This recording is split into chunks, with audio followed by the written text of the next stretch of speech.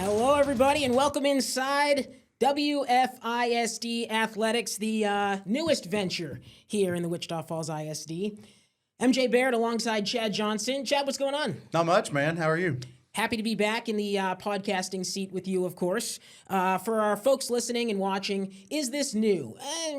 Kind of, right? It's the latest iteration of the podcast covering WFISD sports and beyond. So our loyal listeners will remember the Free For All, our podcast with then athletic director Grant Freeman. Who?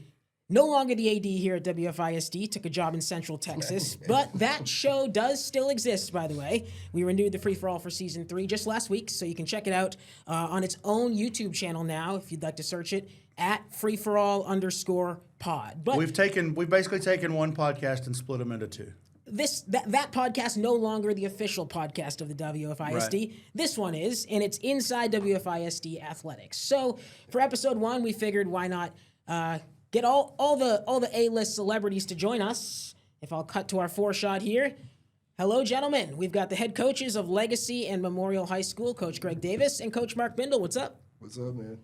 Hey, thanks for having us. I'm so honored and nervous and humbled to be on the first ever WFISD podcast. What's the name? Inside WFISD Athletics for now. We haven't gotten super creative yet. So Okay, I like it.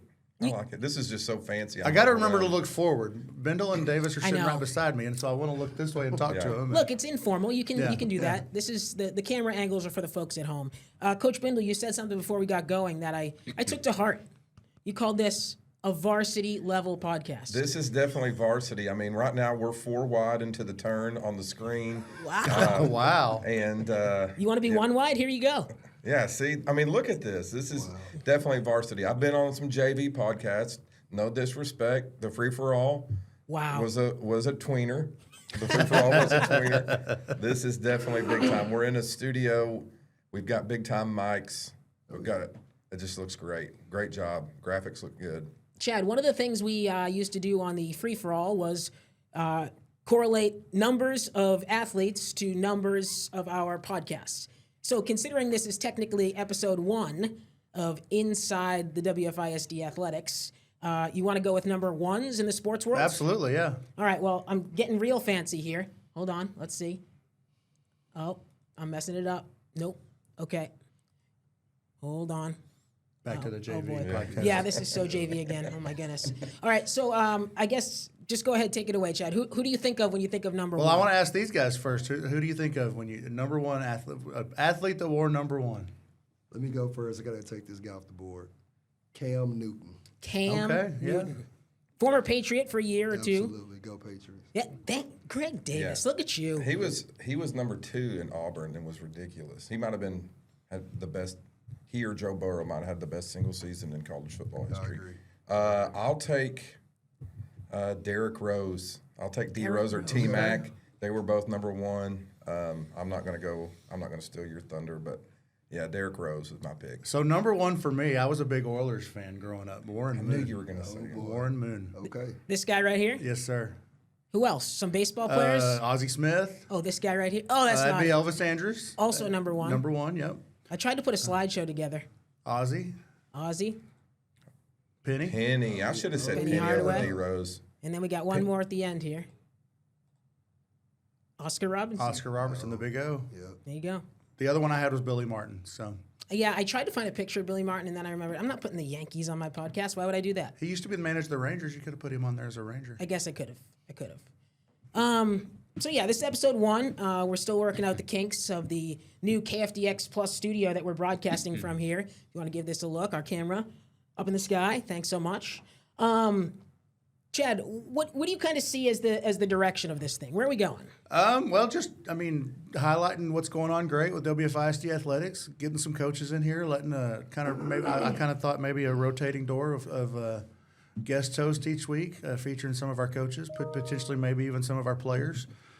Just talking about what's going on with WFISD on a weekly basis, but I mean having fun with it and even getting into some non-WFISD with people as they come in here, but having fun with it, nothing too serious, and Yeah, I think sports aren't serious. Well, I mean, sports are serious, but they're not serious. sure. Have fun with it. I would say, at the end of the day or the beginning of the day, so to speak, we want to be casual, right? We want to get to know these people. So let's start with that as far as our two coaches. We're going to start with the new guy, Coach Greg Davis. Sure. Coach, just tell us a little bit, and not us necessarily, we know, but our viewers, people watching this around the world, who's Coach Davis and how'd you get here? Ooh, this is a question I've asked about, answered at least 700 times. 701 now. No, it's all good. I'm originally from Fort Worth. Went to Eastern Hills High School, Midwestern State graduate. Go Indians and go Mustangs. Were you an Indian or a Mustang? I was an Indian. All right. So go both of them. Yeah. My coaching career, I've been a little bit around all the places. Started my career off as a volunteer, actually, at Fort Worth Polytech. We're talking the lowest of the low, no disrespect to the school. They've done a phenomenal job, 17 years later. But I was a volunteer coach and was able to just climb the ranks, through hard work and dedication. We got a lot of coaches that are getting out. I was one of the ones who just stuck it out, even in the, tumultuous times, and I'm here now. I've been able to coach at South Lake Carroll, Katy, DeSoto, North Shore. Been all over the place, and I'm just happy to be here in Wichita Falls. Those are some who's of Texas high school football right there. Yeah. And how about, the family? What's going on in the Davis family? Well, so I got a daughter. She's actually at Jackson State as a freshman playing volleyball. They just played Auburn last week, and it was a roller coaster. But I wished her the best. She's doing well.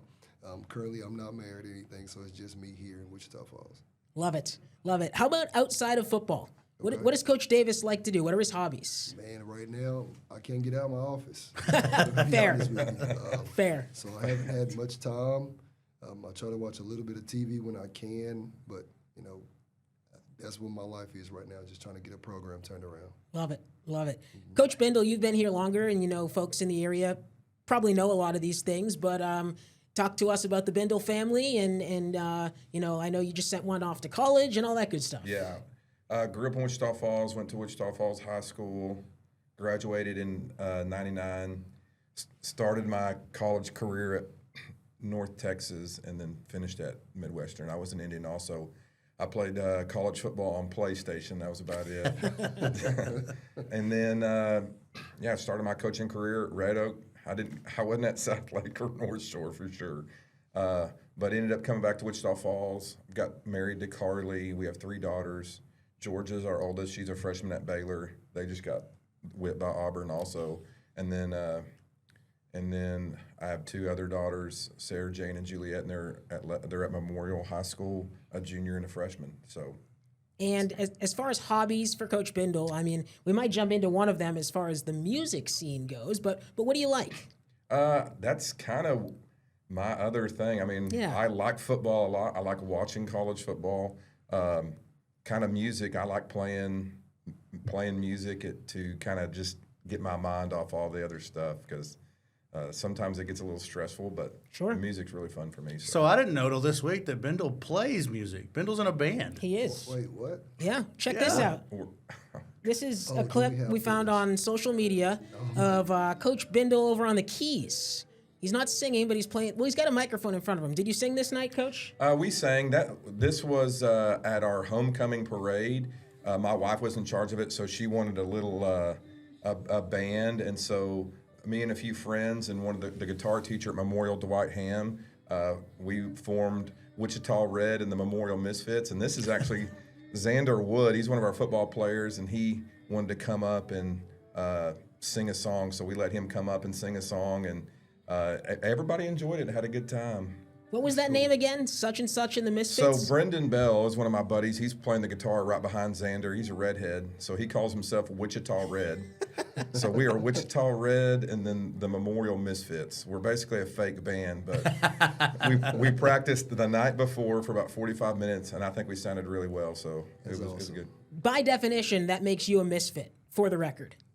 Yes, we are misfits. No, you specifically. He's Wichita Red. You're a misfit. I am definitely a misfit. Yeah, you said that to me before. I think you said something along the lines of, quote, The football team is good in spite of me. Yes, that's a fact. That's a fact.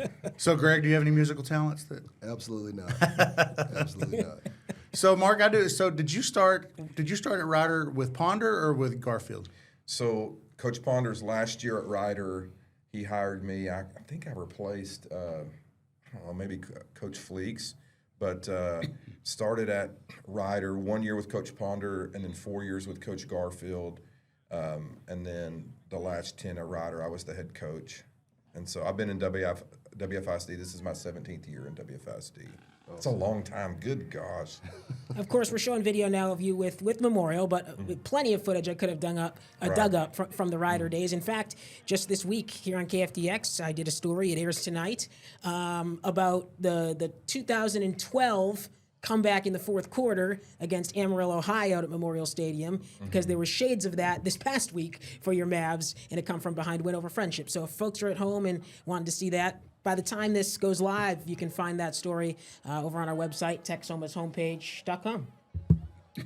I'm learning these buttons as we go. We can get an ISO shot with Coach Bindle and Coach Bindle. How about I'm that? griping at the refs about something. I'm a friend of the referees. Oh, please. I am. We're friends. Sometimes we see things differently, but we try to use love and logic and get it ironed out. So. And sometimes those disagreements start with the opening kickoff. Yeah. Do you want to shed any light on what happened this past week at opening kickoff? You're not going to believe this, by the way. So I'm going to use this word. Should I pull back the curtain a little bit? Yes, please. I'm not so sure if I'm supposed to say this. Perfect. Kayfabe, whatever it is with wrestling. But did y'all know that I would say 95% of coin tosses are fake? Did y'all know that? I knew that just a couple of years ago. As a member of the media, who's often at midfield for the coin flip, I am aware of this. Right. So most of the time, the coaches do it well ahead of time. And we're talking at the high school level At here, the high school not level. in the NFL. Right. The coaches do it ahead of time, and then Who makes that decision? Is it the officials or is it you the guys? officials and the head coaches kind of agree on it. Well, we really didn't talk about it the other night, and we were doing homecoming festivities, so we didn't get around to doing the pregame coin toss. So we just it just naturally happened that we were going to do a live coin toss. Well, I told Joe what we wanted. We wanted to defer. It's kind of confusing. We want to defer, and if they defer, then we want to receive, or if they take the ball, we want to kick a certain way. He just got confused. But before I sent him out there, I told the referees, hey, he hadn't done this. This is what we want to do. And they said, hey, we'll take care of you. I said, please just don't make us kick off twice. Well, we lose the toss. They defer. And Joe, I can see him pointing, we want to kick that way. And so I start screaming at him. I was like, hey, no, we got to receive. Right. He didn't hear me. So then I go to the ref, and I'm like, hey, y'all said y'all were going to take care of us, but they didn't. So I had to storm out on the field, and I was very adamant we were not kicking off twice. Oh, boy. We were not kicking off twice. And they really wanted us to, but in the end, the good guys won. Absolutely. In the end, they made it right, and I appreciate them for helping us out. And we're never going to do a live coin toss again. And you drove down the field in that first drive and scored a touchdown. No. We went 3 and out in about 15 seconds. It would have actually been better if we would have kicked off, honestly. As I mentioned, I'm at midfield for a lot of these, and I walked by Coach Bindle afterwards and just gave him I literally just said, nice. He looked at me in that look that MJ will give you when he knows. He just goes, nice. Yeah. Joe Castles, outstanding quarterback, needs some work on the coin toss. I've always said you guys are insane for putting your livelihoods in the hands of 16 and 17-year-old kids. But Man. That's a whole different story. Completely different story. Coach Davis, Legacy Leopards, 1-1, Week 1 win, Week 2 loss. Here we are getting ready for Friday night here in Week 3. What's going on in Leopardland? What's the focus this week? Work. Just working, trying to be consistent, don't get in our own way and channeling our emotions a different way than yelling at each other or officials or blaming anybody for your own mistakes. But the kids are doing well. They're working. I'm excited where we're going.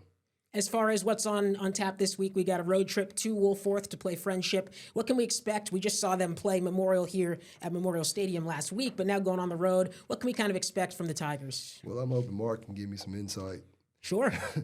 We can meet after this this deal, give me some secrets. But no, they're a good football team. You know, we're definitely going to need to travel well and play well. I believe this is their first home game. Okay. They've been on the road the last 2 weeks, so going against a pretty good 0-2 team, you can't really look at their record because they're more than capable of winning football games.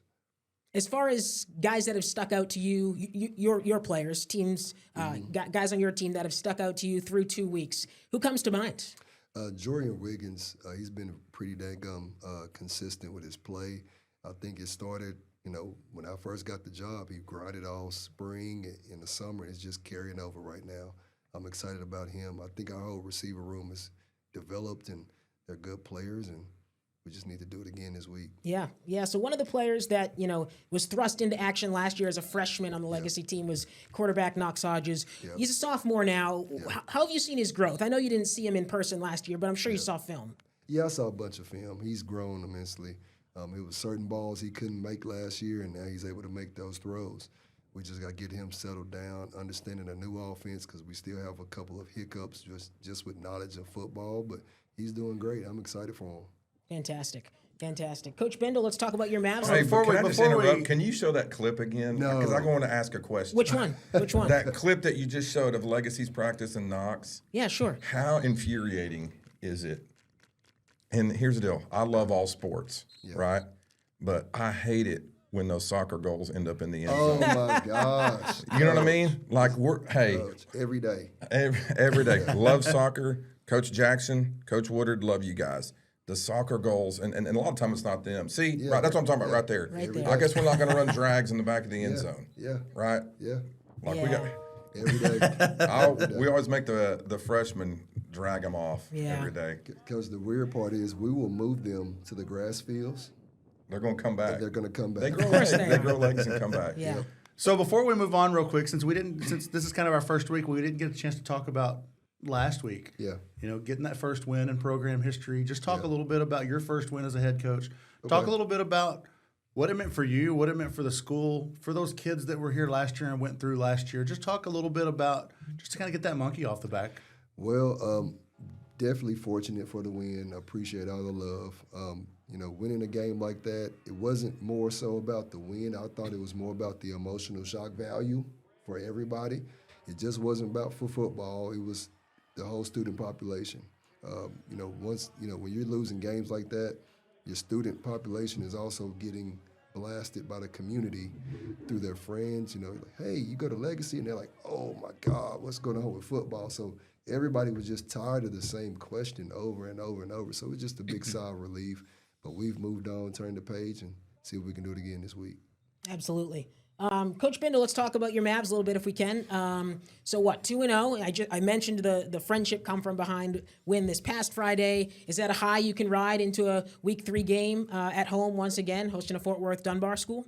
No, because we won't handle it well. I mean, if we rely, I hear what you're saying. Yeah. If we rely on last week, we won't handle it well. I thought it was a great game. I mean, you can't underestimate the ability to keep playing regardless of how you're playing, Absolutely. Right? If you're playing good or bad, just to keep playing and keep grinding. You saw that in Week 1 with Legacy come from behind. We were able to do the same thing. I wouldn't just necessarily say we played really well, especially offensively. There was a lot of busts, and a lot of it was, I like to say the word serendipity. I mean, a lot of it was Eric Powell. He'd have to make 7 guys miss for a gain of 6. And, Joe, a lot of third down scrambles. And so we want to be better on that side of the ball offensively. Our execution has to improve. Friendship had something to do with that. They're really good on defense. Sorry, Coach, but they're really good on defense. They're really good on defense, and we were able to find some ways to play. We're really focusing on us. We want to, take a step and get better this week in our execution and our physicality. And I think if we continue to do that through the first 4 games, we'll be ready for district, because our district's going to be really, really tough. Of course, yeah. We knew they were going to be better, but you even see, like, our first 2 opponents have beaten some good teams, and so they're coming. So we have to get prepared for that, but we're focusing on this week and just getting better. Crazy stat of the week, MJ, that you and I talked to, and you and me and Ben talked a little bit about. 4 years as a starting quarterback, Joe Castles with his first career rushing touchdown? Nuts. I saw Jonathan Hull pulled that stat. I almost couldn't believe it. Did I just call him Josh again? Joe Castles. Josh, well, his name is Josh, Joshua, by the way. Part of that, he's played with some really good running backs. I mean, I would have just thought a scramble or something. He would have gotten in the end zone.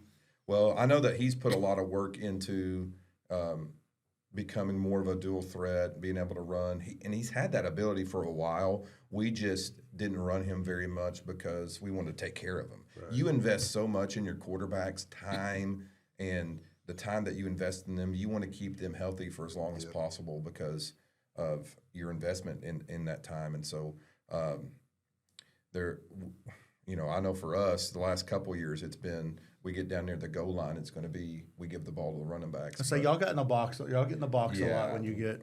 Yeah. But did that still surprise you a little bit though that he hadn't had a single one? I think he had one at Archer's. I'm trying to remember. He had a 2-point conversion last year. Okay. We talked about it because Zach Duncan said that he thought he had one against I think Wiley, and I went back and looked, and he had a 2-point conversion but not a touchdown. Okay. Yeah, so that 2-point conversion, just not to confuse people, was in the video that we showed of Joe. So people might be like, wait, I saw him dive into the end zone. And yes, you did. That was a 2-point conversion, just to not confuse people.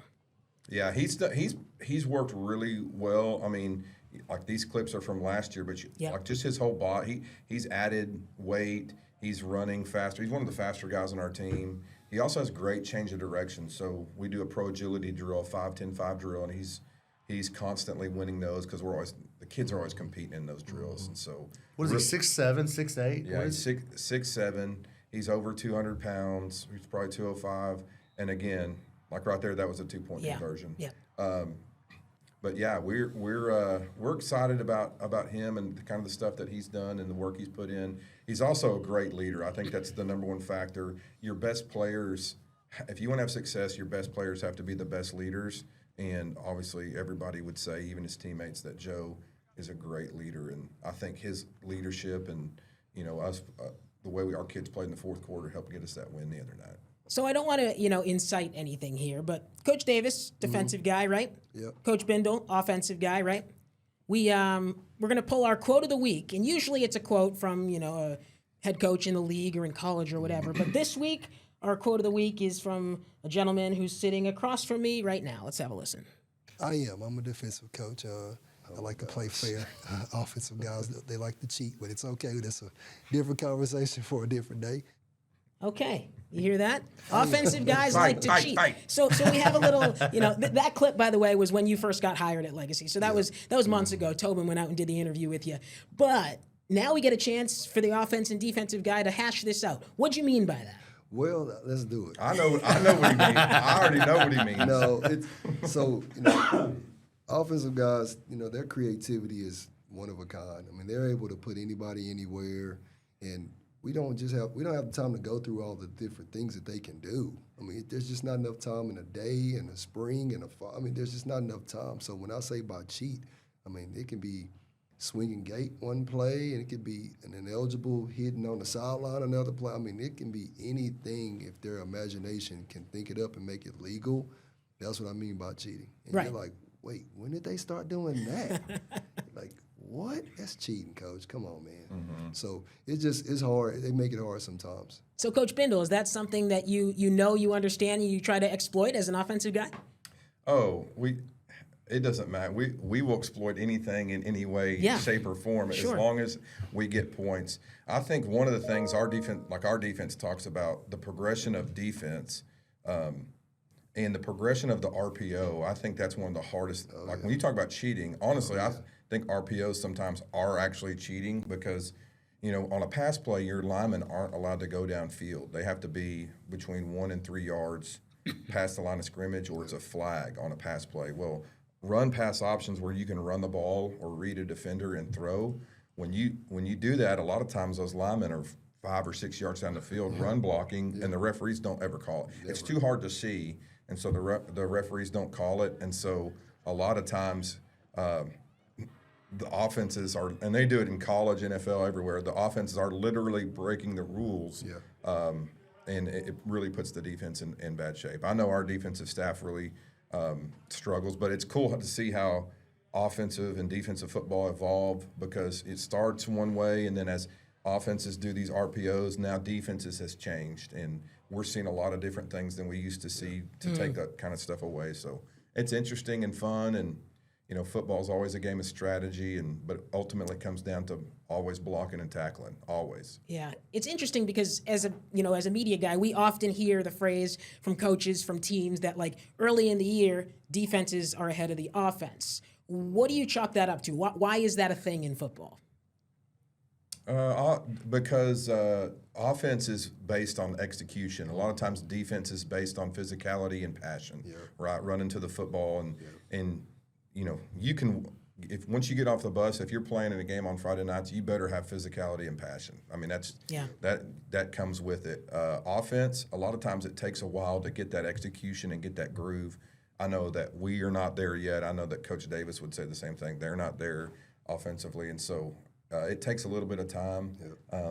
Like this game LSU and Clemson played last week, it was 17-10, right? Yeah. Both those offenses are really good, or will be really good, but it's just going to take some time. Coach Davis, you agree with that? It's execution versus passion, maybe? Absolutely, 100%.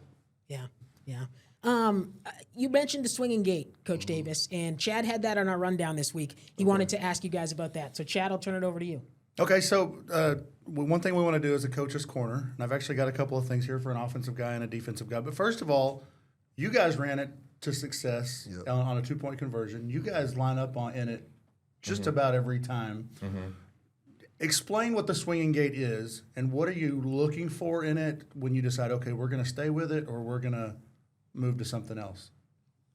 Well, so for us, I mean, we're looking at numbers. You can put as many people on one side of the ball or field as you want to, as long as they're legal. And you can always sneak a guy out that's eligible that the defense didn't even know that he was eligible. The thing is, it's more of a shock value. When we're talking, something's on the line, you just scored and the defense is feeling bad and sorry for themselves, you can sneak in an extra point. It just needs to make, mathematical sense on why you did it. But, I love it we work it every single day. So long story short, a swinging gate, you're basically overloading one side of the line, right? Yep, overloading one side of the ball. And if you have somebody smart in the box, they can tell you exactly where to go. Because if you got 5 over there and they got 3, you need to go to the 5 side. It's just simple math. Yeah, I think you need a smart guy for that. Definitely. 5 is better than 3, I would Absolutely. say. Coach Bindle, from your perspective, you agree? Yeah, I think, MJ, you'd be real good at calling offense. Really? Yeah. What makes you say that? Oh, you're really smart. You're really smart. And and you can count to 6. You know what I mean? So Bring it on. Bring it on. You can count to 6. So I think you do a good job. Yeah, we run the gate sometimes. A lot of times. Notice how much bigger his head is? Yeah. Huge. Massive. A lot of times, we'll run it sometimes, and some weeks we don't. But I like to just get it on film, so that the defense has to prepare for it. It's just time. Yeah. And then you can sneak it in there, and you can tell really quick if the other team prepared for it or if they didn't. And if they didn't, then you want to keep doing it more. If they prepared and it looks good, a lot of times we won't ever go back to it. But a lot of times you just like to test the water, dip that toe in the water, and see if they got it. See if they practiced it throughout the week. Yeah, makes sense. And then maybe later in the year, it could be a surprise thing, too. Right. Who knows? Okay, so we asked an offensive question. We'll give you a chance on a defensive question as well. When your guys we talked a little bit about RPO. So many teams are running RPOs now. When you've got a good RPO quarterback, a good running game, what are you looking at as a defensive coordinator, and what are you having your players look at to key off of whether he's going to keep the ball? What do you have a safety there? Do you have somebody there key in with the running back? What are you looking for in those situations? Well, I mean, if you want to slow the RPO down, you got to be able to play man. Just bottom line. You can't run any kind of zone. They're going to RPO you to death. And sometimes that's scary because you may not have the kids that can play man.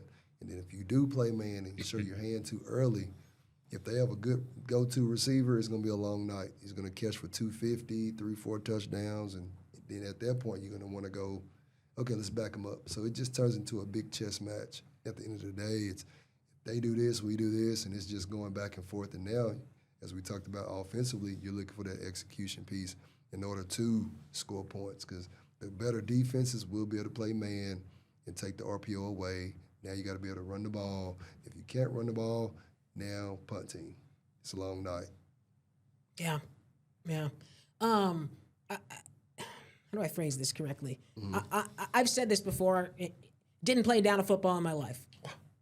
What? Come on, Coach Bindle, you knew that. And so hearing these things explained, like football for dummies, I love this kind of stuff. Coach Free always used to do this on our show. So thank you guys for being willing to break it down, because you got to remember, not everybody watching this is necessarily a football nut. So thank you. I appreciate that. Chad, you got anything else at the high school level as far as football, or can we maybe jump to some other sports? That's it for football. Maybe to just get a quick little rundown of the other sports. Yeah, so I was over at Legacy just last night, actually. The volleyball team had a duel. They played. I was there when they played Harold. They played Grayford and Harold. The Harold Lady Hornets are defending Class 1A state champions, and I know 1A, 5A, a lot of different classification there, but, Legacy goes on, gets a straight set win over them, pretty dominant as well. Coach Davis, have you been able to see a lot? I know it's football season. Have you been able to see any volleyball from the Leopards so far? I have. I wasn't there last night. Have to deal with some, go to our junior high football game. But no, they're doing great. Coach Dorsey has a young volleyball team, and they're young and scrappy at that.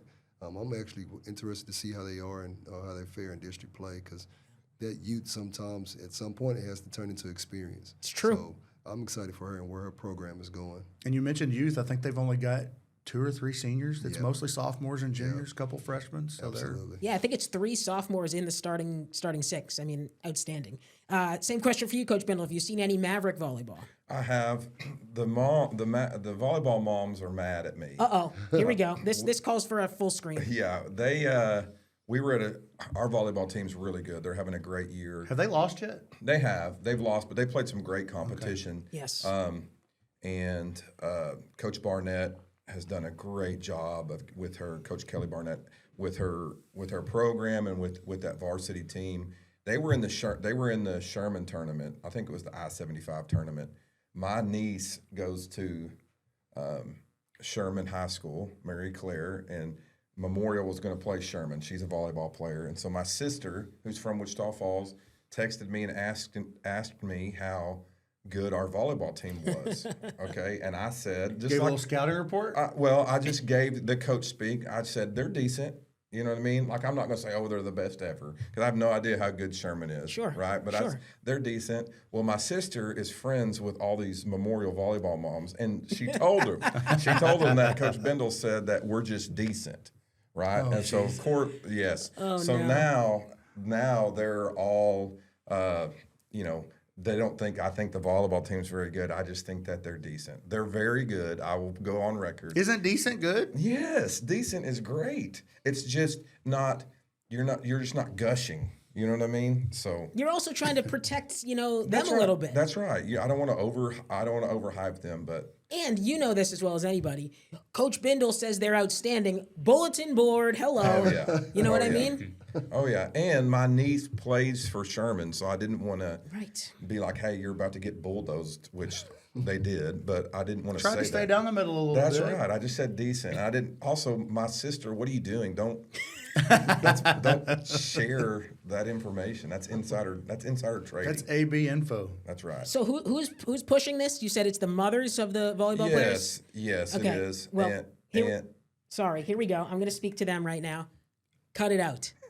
Cut it out. Okay, we're back. Thank you. You're welcome. Thank you. They'll be fine. They'll be fine. They did do a little, they had like some sort of bonding thing, and they went around and toilet papered and marked a bunch of cars on a bunch of coaches' houses. Oh, boy. And my house was one of them. And so I'm telling you right now, this, you haven't seen the end of this. There will be revenge.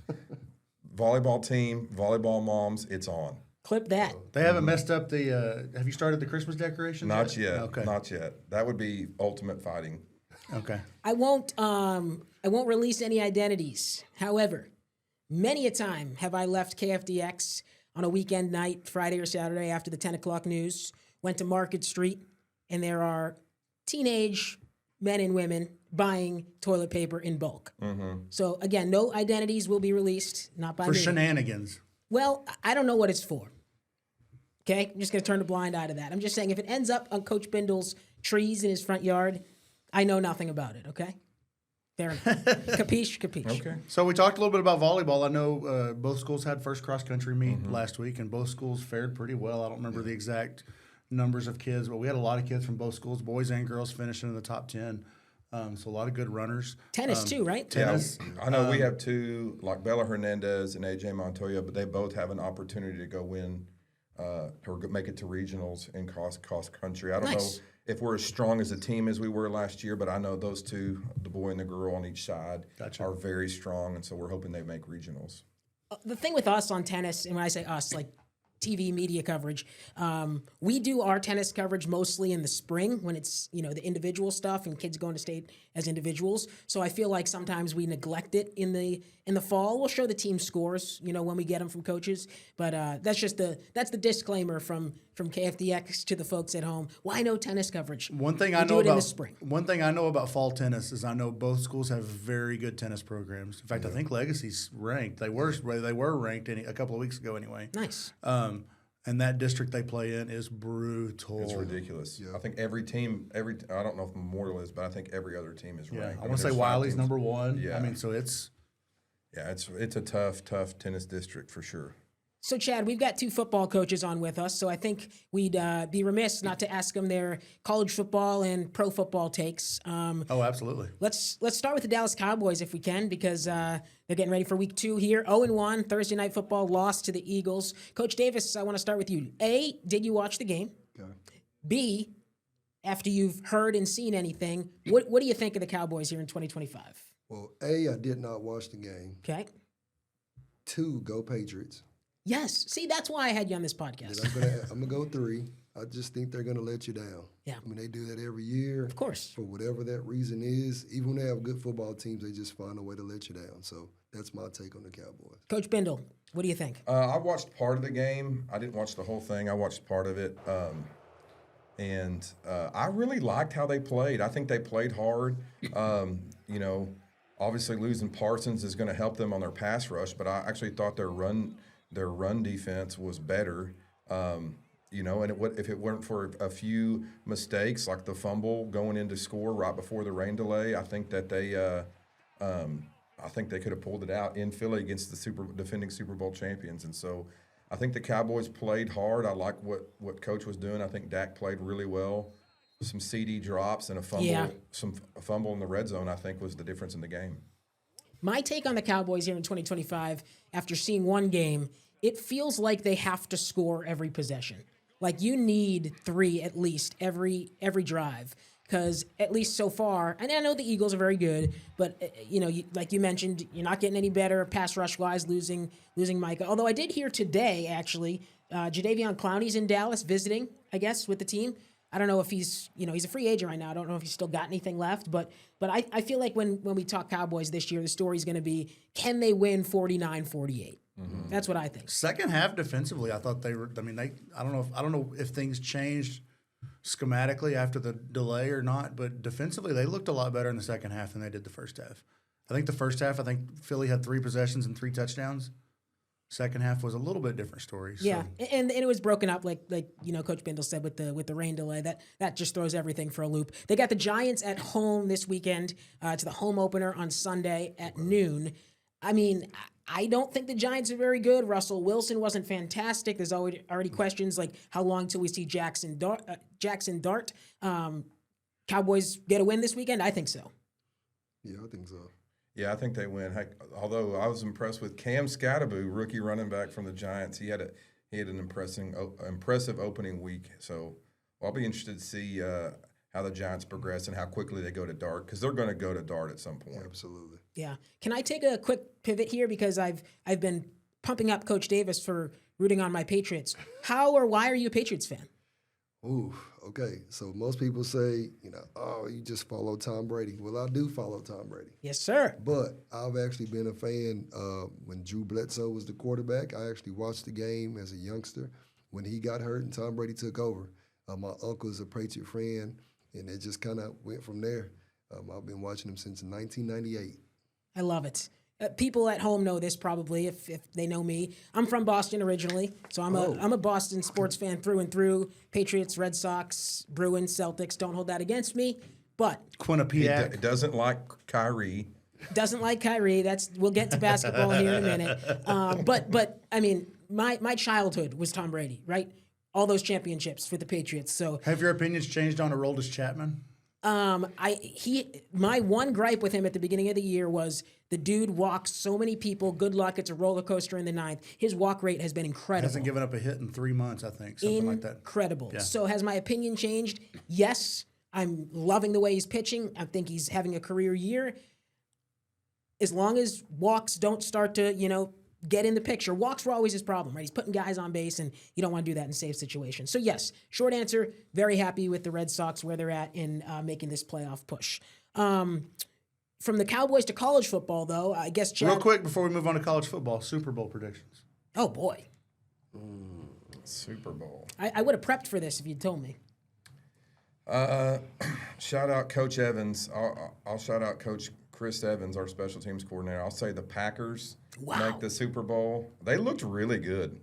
I'll say the Packers make the Super Bowl and the Bills. Yeah. And I think this is the Bills' year. So I Packers and Bills. I hate to agree with you because Bills look good. Bills look good offensively. Mm-hmm. MJ's favorite quarterback, Josh Allen. noted Josh Allen hater here. And by the way, I said this before. I think he's overhyped. People talk about him like he's Tom Brady. He's not Tom Brady yet. Hasn't won anything. No, However, but he is very good, MJ. Good. Now, come on. He can fling the pill, man. Absolutely. And he's a runner. I want to talk championships though, and Okay. you're not in the Tom Brady discussion yet, and that's the problem. It feels like people are putting him up there: Mahomes, Brady, and Allen. I want to see him win. That being said, I think this is the year as well. I'll take the Bills over. I'll say the Eagles get back.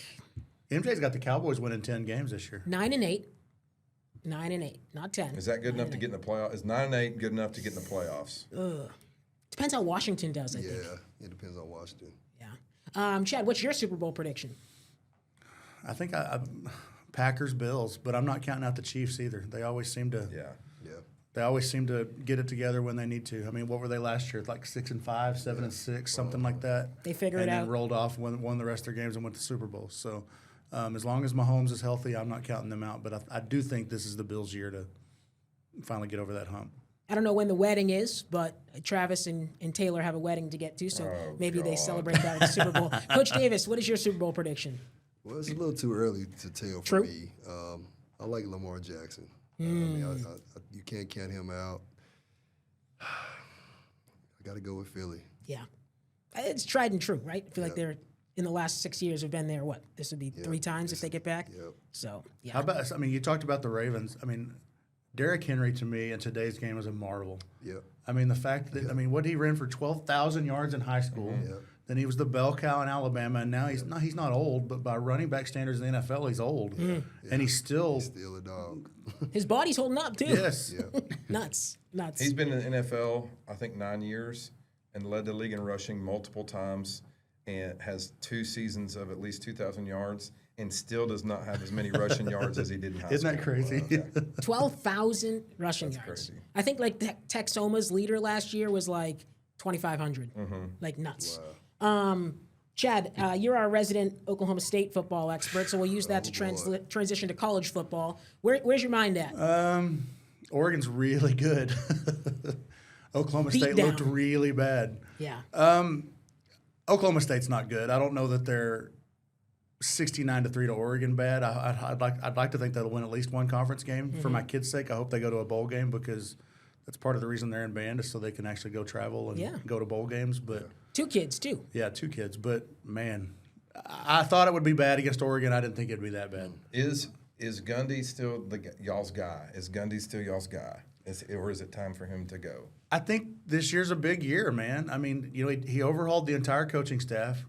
He's never really bought into the whole NIL thing. I mean, which to Gundy's credit, Gundy's always been a guy that's been able to get those 2- and 3-star guys Right. and develop them. Well, now with the transfer portal and NIL, those guys, if they're not playing right away, they're leaving. So I think the development of college football has changed a lot because you're not bringing guys in expecting them to play in a couple of years because if they don't play right away, they're going somewhere else. So Gundy either has to get into the new way of thinking or they've got to get somebody else in there. Yeah. So, I mean, and I think this year is I don't think they're as bad as they were against Oregon. I don't think we're talking about a Big 12 champion team. I think we are talking about somebody that potentially could get in a bowl game. I think it hurt them a lot. I think Haas Haney was going to be the guy for them, and he broke his foot in the first quarter of the first game. So they kind of lost that dual threat. I think Flores is okay, but he's not. I think what Haas Haney could have brought him. So I need Gundy to pick it up because I told before the season, I told the players, hey, as long as we keep winning, I'm gonna grow my hair on Gundy. So I'm trying to. You can see I haven't cut my hair in almost a month. I'm trying to get mullet hair. get that Gundy hair going. Get that Gundy haircut. You can start going hatless on the sidelines. Huh? You start going hatless on the Well, I sidelines. usually go hatless That's on the true. sideline, but no, I wore because I haven't cut it in a while. I've been wearing hats just because it's out of control. But The blue come hat on, man! is Like for the mullets, man, we got to do it. I'll I tell like you these what, blue like hats. I say, I've got 2 kids in school there, 2 kids in band, so we go to most of the home games. So just for the simple fact of being able to go enjoy football, I mean, I hope they're better than they looked last week. Coach Bendel, elsewhere in the Big 12. Now, I will say, I Oh. think Oregon's going to win the national championship. Period. Period. I do. I mean, I think that they're so loaded, and they've played the portal well. They've clearly got the financial backing, and I don't say that. I mean, I think some people look at that as a knock, but I think in today's game, that's what it is. So I mean, they've got the backing and the ability to go get the right players, and I think they're coached well. And I really like Oregon. Coach Bendel, elsewhere in the Big 12, what do you think? I like Baylor. I obviously my daughter goes to Baylor, so I'm kind of a homer. But watching that game versus Auburn, they have a lot of pieces. They've got a quarterback, they've got a running back, 2 really good receivers. They've got pieces on defense. I think the Big 12 is always going to be wide open, and so impressive comeback victory versus SMU, who I think is a really good team. And so I think Baylor as a dark horse. Obviously, K-State is struggling. Arizona State's a big dog, and they won it last year. But yeah, give me Baylor. K-State lost to Army, which Army's normally pretty good, but Army lost to Tarleton a couple of weeks ago. Coach Davis, you have any college football thoughts, Big 12 or beyond? I'm gonna go with Texas Tech. Yeah. Heck yeah. I think Joey's doing a good job. He's played the portal very, very well, and I just think they're the big dog right now this season. Coach Bendel, have you talked to Jacob Rodriguez recently? I texted him on his birthday a couple days ago, and then I think he and Duda are playing really, really well, and so yeah, I'll be surprised. I would love to see a Tech Baylor in the Big 12 championship and go to that game. I'd love to see it, and really the future's bright for both those guys, Amarion Banks and Jacob Rodriguez. I think they have opportunities, especially if they have a good year and stay healthy with a little bit of luck. They can be maybe a first day or second day draft pick. Heck yeah. In the NFL be pretty fun. Rider Raiders, I love it. I've always thought the Big 12 takes a lot of heat for not being, and no, they're definitely not as top heavy as the SEC or Big 10. There's no debating that. But I think what makes the Big 12 so enjoyable is there's so much parity. But I also think that's what hurts the Big 12 because you're probably going to have a 3 or 4 loss Big 12 champion because there's so much parity there at the top. But I mean, with the exception of a couple of teams, I don't think there's many. I don't think you've got a week out. I mean, I really don't. So a team to keep an eye on. God, thank you for putting that up. A team to keep an eye on. Florida State. Gus Malzahn, with a running quarterback, has always been very, very dangerous. Yep. He's the new OC at Florida State. They obviously have something to prove after they went undefeated and then had to crash out last year. I think that Florida State will be a team on a mission, and I really like Coach Malzahn when he has a running quarterback. They're very tough to defend. And for him to be able to be the offensive coordinator and just focused on That's being right. the offensive coordinator, man, they looked good against Alabama. That's for sure. Yeah, for sure. Anyone else for folks listening and not watching? Coach Bendel said thanks for putting that up. It's the college football top 25. Any other teams on this that you guys want to touch on? You mentioned Baylor, and we talked a little bit about it before the show with their quarterback Sawyer Robertson. I mean, so Ryder played against him a couple of times. He had a big playoff game out here, MJ. I'm sure you remember they beat, I think, Red Oak in double overtime out here in a 3rd or 4th round playoff game. Outstanding. So Sawyer Robertson's a guy that the locals have seen a little bit of and seems to really be doing some good things at Baylor. You guys sold on Ohio State? No, I didn't think. I mean, Their defense is very, very good. I'm not sold on the quarterback. I'm not sold on Texas's quarterback. See, I thought that Ohio State-Texas game, a lot of people talked about how great of a defensive game it was, and I don't pretend to be an expert. I just thought it was a bad football game. Yeah, the offenses on that game were not very potent, and I think even versus San Jose State, Texas didn't look very sharp. LSU is very impressive. Yeah. Penn State's going to be there with the defense, but I think LSU would be they're not a dark horse because they're a blue blood, but is LSU a blue blood? I would put them in a blue blood. Yeah, but I think LSU could be the team to watch this year as well. I'll tell you a game I'm interested to see this week is South Florida, Miami. Okay. And the reason I say South Florida put a whooping on Boise State week 1, and then they beat Florida last week. And then they've got another, I think Miami's 10th or 11th, so another top 25 game. South Florida's doing some good things. So, Chad, you want to get into predictions here as well? sure, why not? I already said I think Oregon's going to win the national title. I'll put that back up for anyone who's interested in picking along with us. So I'll Chad say has Oregon beats Georgia. That's my national championship game. All right, Coach Bindle, what do you think?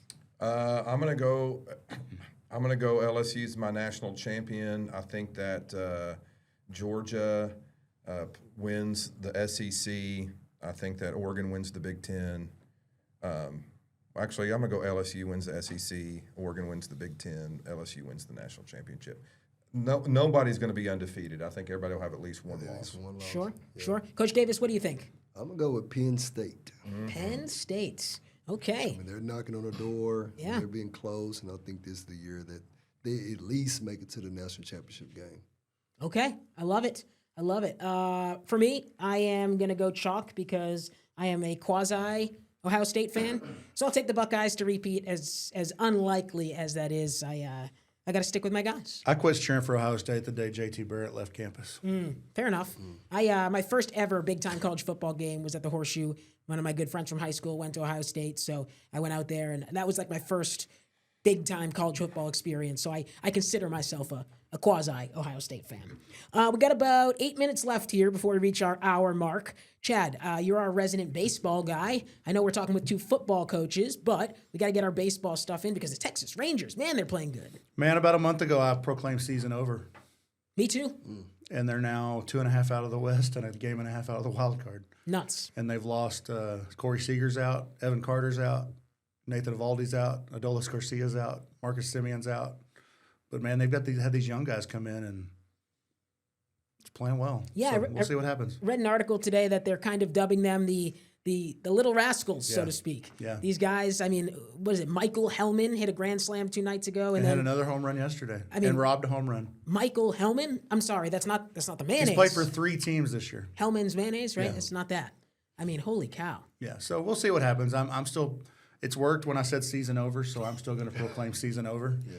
And then see what happens. I mean, there's a bunch of teams. They were talking about this a little bit. There's a bunch of teams that I think have the talent to win the World Series. And Red Sox. And they've played just bad enough that they may not make the playoffs. So, Yeah. No, it's true. I mean, there's 16 games left, I think? yeah, something like that. Game and a half out of the wild card, so that's what you got to be shooting for at this point. You guys are football coaches, but do we follow baseball at all? And if the answer is no, that's fine. I do not. No. I haven't watched a baseball game on television in probably 10 years. Good for you. But I watch them in person. They're fun to watch in Yeah, person. I agree. Sure. I agree. Sure. I guess then last thing, Coach Bindle, you've been on our former podcast, The Free For All, before, and you are now here on Inside WFISD Athletics, and you are a noted Dallas Mavericks fan. That being said, it's not basketball season, I get it, but the talk when the Cowboys traded Micah Parsons was this is similar to what Dallas did with Luka, shipping off what, dubbed a franchise guy. I know basketball is different than football. I know it's, 5 versus 11, but do you see the similarities? And if so, can you elaborate? And if you don't, can you elaborate?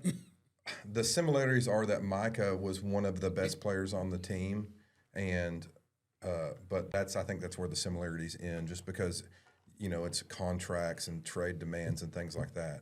Luka is one of the best players in the league, maybe in the world, and wanted to be in Dallas for the entirety of his career, and there was no issues with contract or money other than they didn't want to pay him the max eventually. And so I think that's where the similarities end. both franchises PR handled it very, very poorly. I think that's also very comparable. Jerry Jones looks really, really bad in how he handled the Micah Parsons situation. The GM of Dallas, who I will refuse to say out loud, obviously they did not handle it well at all. Fire Nico. Everything they said was literally the worst thing they could have said. Oh, no question. And then when they literally lucked out. They lucked out and got the number 1 overall pick, and the GM of Dallas had the intestinal fortitude to say, I think people are starting to see my plan now. Yeah, right. His plan was the luck of a ping pong ball. 0.01, it was his plan. It sure was. So, anyway, I'm not bitter at all. I don't know. It makes me sad on the inside. Well, MJ's thoughts. Luka's fat. Oh, I know. And you wanted to trade Luka. No. So backtrack. A couple of years ago when they were playing so bad, and I'll be honest with you, that was before they traded for. That was before they made the trades for P.J. Washington and Gafford, when it looked like they were stuck in the mud. And my thoughts were at the time, if you wanted to reset the organization, you could get a haul for Luka. That was my thoughts then. Now that they made it, to Nico's credit, then he made a couple of good trades to get the Mavericks into the finals. And right. and to his credit, he went the opposite way and it worked. I was not in favor of the way they traded Luka and then what they got for Luka. That's right. I think that's a big deal for most MFFLs was Mavs fans for life. That's right. Don't trade Luka, number 1, but if you do trade Luka, it should be a king's ransom. And to the fans, the GM viewed Anthony Davis as almost a 1-to-1 trade for he and Luka, and the fans did not view it that way. And so we felt like we could have received more in a trade from Luka than what we received. And just on its surface, you're talking about a guy that's 25 years old versus Anthony Davis, who is a great player, but he's 32, 33? That's right. So, and very injury prone. Yes. And not that Luka hadn't had his share of injuries because he's fat. What did like they MJ say? said. What did they say? What was AD's nickname? Street clothes, I believe, something like that. Yes, that was. Coach Davis, all. do We gotta you move. follow the Mavs? I don't. You a basketball guy at all? Not really. No, yeah. So let me ask you this, Coach Bindle. You talked about getting the ransom. Did the Cowboys get enough for Micah? No. Probably not. But once they make these trade demands public, you're not going to get a ransom, Yeah. right? So hey, because the team that's getting the players, he didn't want to be there anyway. So if you don't want to make this trade, then y'all just keep him. Here's where the Cowboys screwed up. The Cowboys screwed up when they traded him. If they would have traded him in the spring, Like after this season? either way, I think either last spring or even after this season going into next season, I think you probably get 2 firsts, 2 seconds, and maybe another pick or 2 plus a player. But you trade him a week before the season starts when everybody's already got their salary cap set and got their rosters set. That's typically not when you see stars in the NFL get traded. All right, we're going to wrap up here with a football question because that's where we started. That's where we're ending. This was something I saw kind of go semi-viral. I think it was like maybe SEC Media Days. The coaches were getting asked about it. So we're going to ask our football coaches about it. Here's the scenario. You're down 15 points, 6-7 minutes left in the fourth quarter. You score a touchdown. Do you go for 2 after the first touchdown, or do you kick the extra point? How many timeouts we got? Good question. I don't remember that being part of the viral trend. Let's say you have 2 timeouts. I've seen enough Bindle games. He's going for 2 in the first quarter after he misses the first extra point. So So the scenarios are you could make the 2-point conversion and be down 7. You could make the extra point and be down 8, or you could miss the 2-point or the extra point and be down 9. I have a very, very strong opinion about this exact scenario. Go ahead, let's hear it. Very strong opinion. So part of it was formed. I don't know if y'all remember Grantland, the website Grantland. I know Yes. you do, Boston Head. You remember Bill Simmons' old website? Can't say I do. Anyway, I remember it. So there was a writer, and I think he used to also work for ESPN, named Bill Barnwell. Yeah. Still does, I think. And he's very big on the analytics and percentages. So here's my opinion on that. You have to go for 2, right? I think there's 2 schools of philosophy, and I'm in the one on the left. you have to go for 2 right when you score because you need to know the scenario. Okay, so let's say you score the touchdown and you don't give the 2-point conversion. So you're down by 9 points. You still need 2 more possessions to go win the game, and so you have to operate the rest of the game as such. We still need 2 possessions. If you kick the extra point and then score a touchdown again later and go for 2 and don't get it, you may have waited.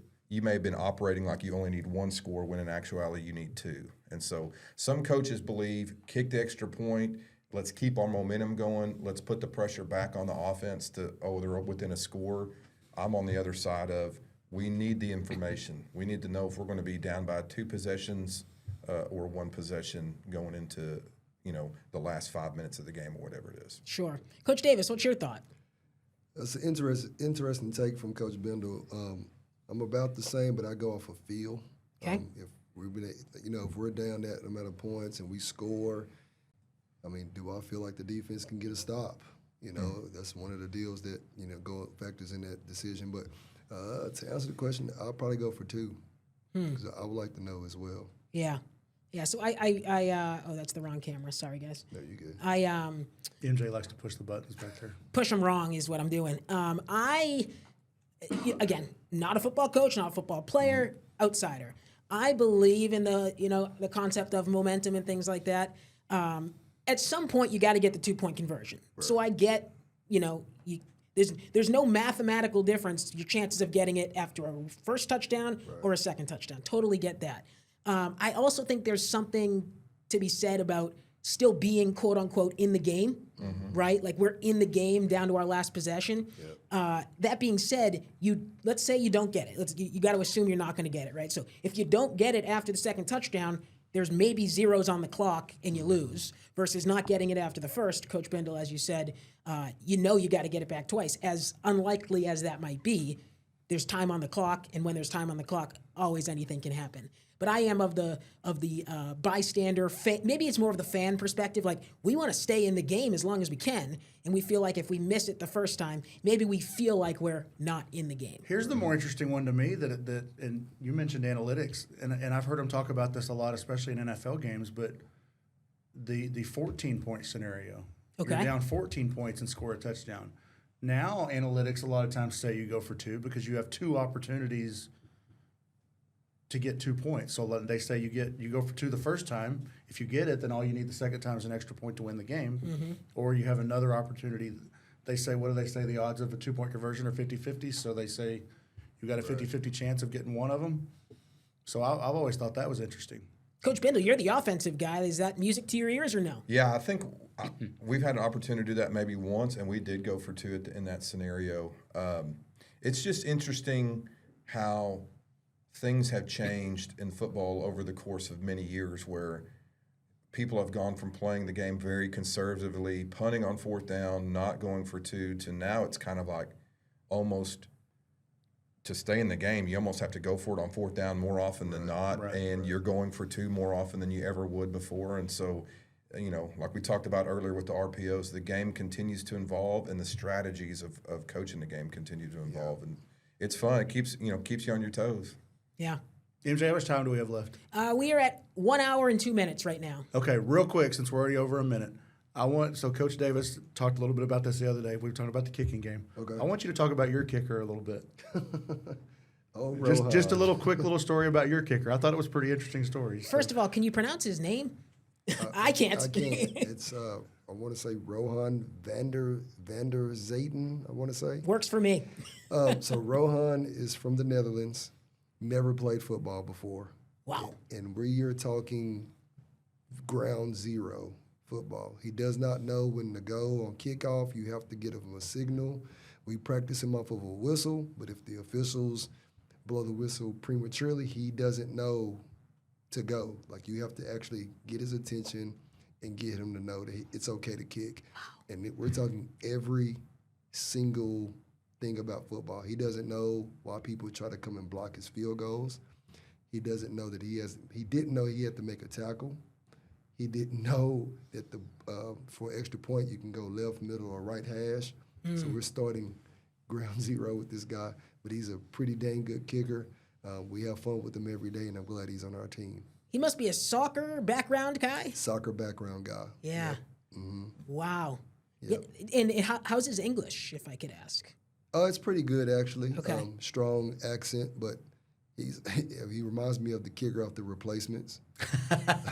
He gets jacked up when he makes it. Yeah. He talks a different language when he makes it, but it's awesome. Hopefully he's not smoking on the sidelines. No. Really, Chad? You had to go there?